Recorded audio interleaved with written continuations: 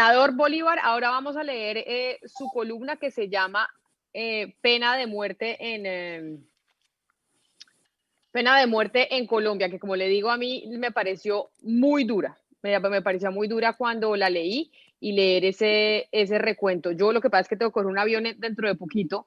Entonces, como el senador Gustavo Petro dijo que él empezó antes de hacer política haciendo un periódico y empezó en medios de comunicación, vamos a oír la columna de Gustavo Bolívar y yo le voy a pasar la batuta de la que pregunta a usted, senador Petro, para que usted sea el que le pregunte a su tocayo sobre la columna. Vale. Listo, yo la leo rápido. Ahí sí no soy tan imparcial. Pero usted dijo que la ciudadanía se estaba tomando la política y entonces le paso la batuta del periodista en este caso para preguntarle sobre la columna Pena de muerte, que la verdad es aterradora. Bueno, voy a empezar y por el camino. Dice pena de muerte en Colombia y en Soacha. El 4 de septiembre, rayando las 2 de la tarde, en la estación de policía del barrio San Mateo, en Soacha, Cundinamarca, en una celda hacinada de 4x3, son 12 metros cuadrados, con 20 detenidos, el triple de personas que puede soportar un cuarto de ese tamaño, ante los ojos atónitos y angustiados de muchas madres y ante la pasividad casi criminal de los policías encargados de la estación, se produjo un incendio que le ha costado la vida hasta hoy a 9 jóvenes de esa localidad. Otros 4 permanecen heridos con quemaduras de segundo y tercer grado. Dicen las primeras indagaciones que la conflagración se produjo cuando uno de los detenidos le prendió fuego a una colchoneta en protesta porque no se les permitían visitas familiares, a pesar de que varios de ellos llevaban allí varios meses y porque solo se les estaban permitiendo comer una vez al día. Como haya sido, por las causas que sean, lo que allí sucedió fue un crimen de Estado por las razones que detallaré más adelante. El video de una de las madres tratando de introducir con angustia una manguera por una de las ventanas del CAI resume toda la miseria humana que se vive hoy en las filas de un sector de la policía. ¿Por qué la madre desesperada llorando mientras su hijo ardía no podía introducir la manguera por la puerta? ¿Por qué ante el silencio de los policías, ante el incendio, los policías se salieron y dejaron a las víctimas bajo llave? ¿Por qué la celda permanecía cerrada? Porque los detenidos eran escoria humana, algunos sindicados por robos que quizás cometieron llevados por el hambre y las necesidades imposibles de suplir en un sistema donde impera el capitalismo salvaje. Eran ciudadanos de tercera clase, se podían dejar quemar, no cuentan, no importan, sobran. Son invitados VIP al baile de los que sobran. Pregunto a los policías que estaban allí en ese fatídico momento, ¿cuál hubiera sido su actuación si en esa celda no hubiera habido sindicados por delitos menores, sino sus hijos o sus padres? Seguramente abren la celda apenas se inicia el incendio. En eso consiste la humanidad, en actuar frente a los demás como si nos importaran, como si todos fueran uno mismo o un familiar. Protegernos los unos a los otros sin distingos odiosos de nada. Pero aquí brilló la brutalidad, la doctrina de odio que sembró ese a quien sus fanáticos hoy comparan con Jesucristo. La ultraderecha ha adoctrinado a las Fuerzas Armadas para decretar la pena capital sin justo juicio previo a quienes se oponen por fuera de la ley e incluso a quienes protestan contra el sistema que los ahoga. En Justicia y Paz y en la JEP abundan las confesiones de ejecuciones extrajudiciales a guerrilleros desarmados. También son famosas las limpiezas sociales, asesinatos de vagabundos o ladronzuelos en las calles de las grandes ciudades en cabeza de miembros de la fuerza pública. Pero 3 casos recientes, todos de extrema gravedad, ilustran esta apreciación. El primero es la masacre de La Modelo. Sucedió el 21 de marzo en plena pandemia en la cárcel La Modelo Bogotá. Ese día, la Guardia del Penal asesinó a sangre y fuego 23 reclusos e hirió a otros 83. Según Semana, Daniel Carabaño, uno de los presos asesinados, tenía 2 tiros de fusil en la cara. A Jesús Gómez, de 38 años, le dispararon en la boca. Cristian González, de 21 años, recibió un tiro en la frente. Diego Rodríguez, de 25 años de edad, 5 disparos en el pecho. Joaquín Mejía, de 28 años de edad, 2 tiros por la espalda. Pedro Arévalo, de 29 años, sufrió un disparo en la parte de atrás del cuello. Una verdadera masacre, porque la mayoría de los reclusos estaban en estado de indefensión cuando se dio la orden de dispararles para evitar su fuga. ¿Quién dio la orden? El director de la cárcel, la ministra de Justicia. Dice un perito de balística entrevistado por Semana que, comillas, un solo proyectil de fusil en el tórax es suficiente para detener y matar a cualquiera. Ahora, 5 disparos pueden ser considerados como sevicia. No pueden ser considerados, señor perito, es sevicia, dice la lógica. Dice el mismo informe que varios presos levantaron las manos en señal de rendición, pero que esto no valió para que la guardia se detuviera en su cacería criminal. 5 de los detenidos tienen impactos mortales en el cuello, 3 de ellos en la nuca, otro más tiene 2 disparos en la espalda, a lo que el perito agrega. Esto quiere decir que les dispararon por detrás, desde atrás, en estado de indefensión. Por la trayectoria de los impactos y las posiciones en que quedaron los cuerpos, es claro que no estaban de frente atacando a nadie. Dicen los expertos que para disuadir un amotinamiento, los protocolos mandan que hay que disparar al aire, a las piernas o partes no vitales del cuerpo. Pero lo que se ve en los informes de medicina legal es que a los internos de la modelo los masacraron, a la mayoría de ellos en estado de indefensión.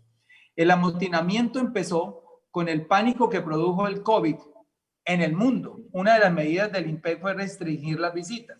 Aislados del mundo, los presos no entendieron la medida y se produjo la protesta. Luego vino el pánico por la posibilidad de infectarse sin que las directivas tomaran las medidas de bioseguridad. Si sumamos a esto que la población carcelaria en ese momento era de 5.000 reclusos, cuando las instalaciones están hechas para 2.000, podemos imaginar el miedo que le generó la posibilidad del contagio. Estas causas detonaron el intento de fuga. Los presos, ninguno de ellos condenado, pues la modelo es una penitenciaría para sindicados, estaban angustiados, como lo estábamos todos en esa época, paradójicamente cuando el virus no tenía ni el 1% de avance que tiene hoy, pero para el fiscal Barbosa todo se debió a un plan de fuga orquestado por guerrilleros presos.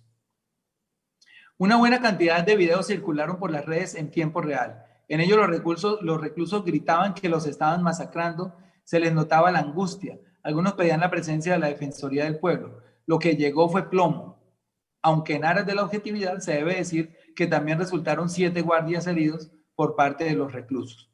Después de la masacre vinieron las torturas. Las cámaras de la modelo muestran cómo los presos que sobrevivieron fueron desnudados y molidos a palo por parte de las guardias.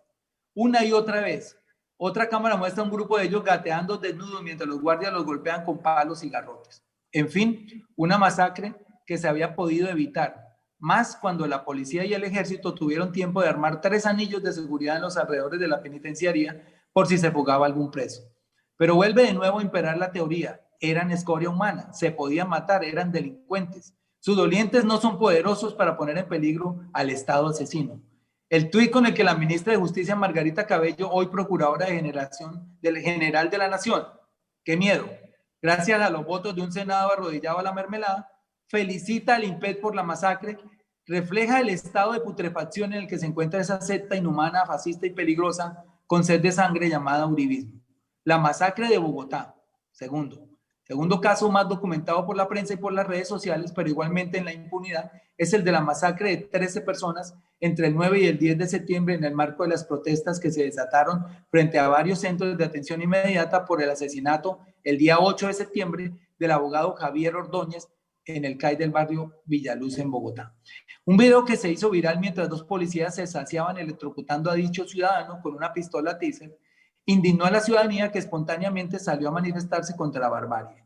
Como resultado de las protestas, empoderadas en parte por lo sucedido en los Estados Unidos con el caso de George Floyd, un afroamericano asfixiado por un policía, los manifestantes la emprendieron contra varios CAI de la ciudad, consiguiendo destruir varios de ellos.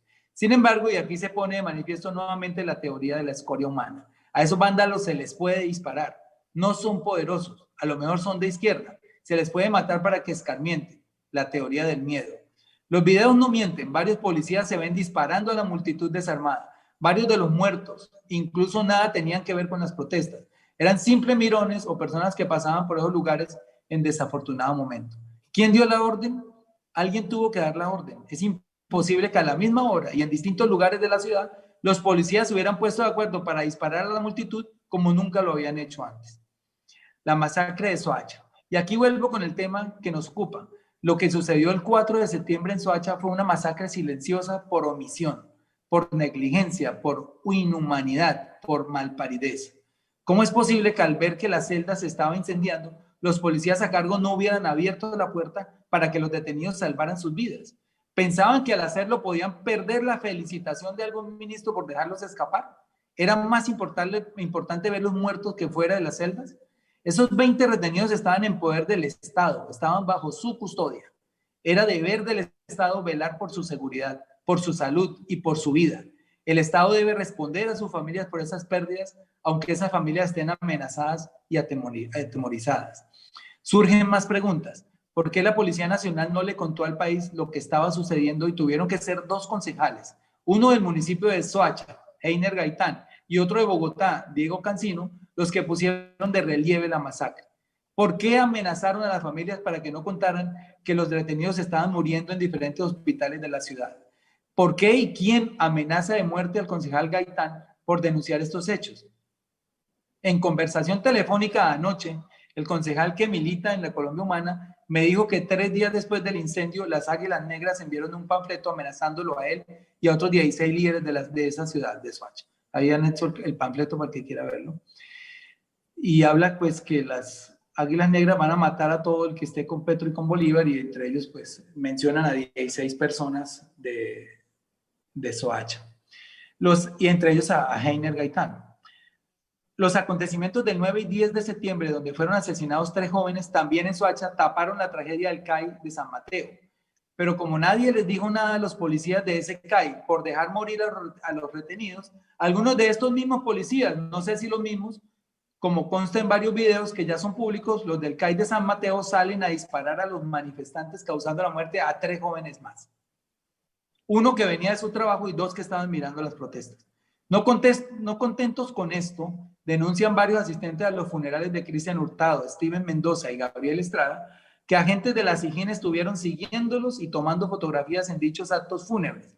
Y regresando a su casa, el mismo día del entierro, el concejal Gaitán y un acompañante son abordados por un policía motorizado en una calle del municipio cercana a la casa de su madre. No le importó que Heiner se identificara como concejal de Soacha, las armas por encima de la democracia. Al momento ya había varios motorizados más esculcándolos y fustigándolos. Uno de ellos le dijo algo a nuestro concejal que lo tiene pensando seriamente en un atentado contra su vida. Abro comillas, cuídese en los próximos días, cierra comillas.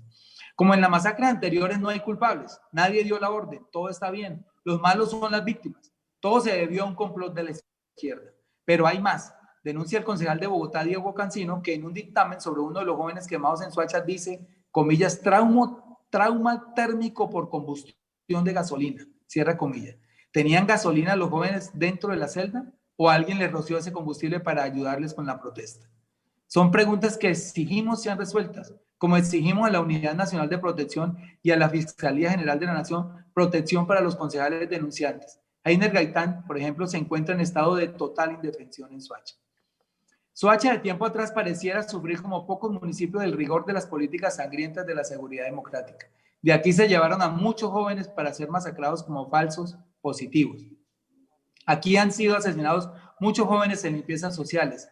Aquí fueron asesinados 3 jóvenes en las revueltas del 9 y 10 de septiembre y aquí fueron incinerados 9 jóvenes retenidos en un CAI.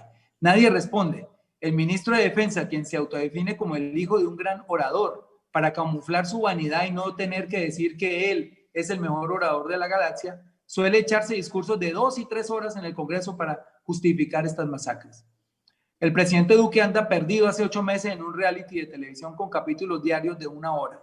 El mentor de Duque anda diciéndole a Joe Biden, presidente de la primera potencia mundial, cómo gobernar y cómo enfrentar sus retos geopolíticos, después de que su partido se cansó de estigmatizarlo como comunista en el estado de la Florida. Las investigaciones no avanzan con una fiscalía de bolsillo que tiene engavetados los casos de la Merlano y la ñeñe política. La esperanza es la Procuraduría, pero allí los procesos se hacen lentos. Y si no se decantan antes de que tome posesión la nueva procuradora, olvídense. Hasta ahí llegará el asunto. Todo parece indicar que esta purga, este todo vale, esta represión inhumana, este gobernar bajo terror, esta cacería macartiana, durará 2 años más y que es mejor que cada uno se cuide como pueda. porque en un país donde el Estado de Derecho se encuentra enterrado en fosas comunes, un país manejado por fascistas nerviosos, a puertas de perder el poder que les garantiza impunidad y contratos billonarios, cualquier cosa puede pasar. Cuidémonos del COVID y de la seguridad democrática. Cualquiera nos puede matar. En Soacha, como en toda Colombia, hay pena de muerte sin aviso previo. Bala es lo que hay, plomo es lo que tienen, porque tienen claro que hay muertos buenos y masacres con criterio social. Esa es mi columna.